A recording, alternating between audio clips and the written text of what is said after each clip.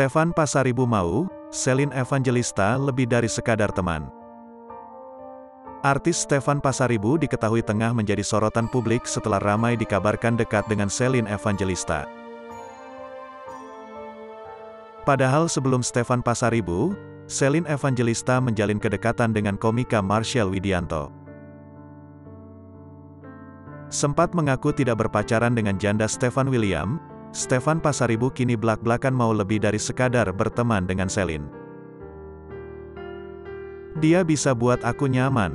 Kita sering saring juga, tutur Stefan di kanal YouTube Trans TV Official, dikutip Jumat, tanggal 25 November tahun 2022. Keinginan Stefan Pasaribu soal Shelin Evangelista itu terekam saat dirinya menjadi bintang tamu di program acara Pagi-Pagi Ambyar. Awalnya, Stefan Pasaribu menyebut janda 4 anak ini sudah membuatnya nyaman.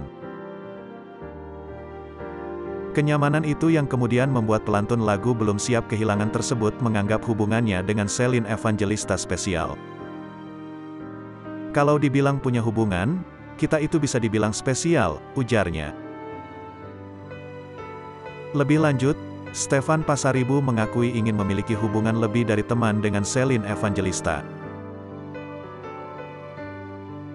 Berharap lebih pasti dong, karena kalau sebagai teman biasa, aku nggak bakal ada chemistry buat saring, buat lebih dekat lagi, lanjutnya.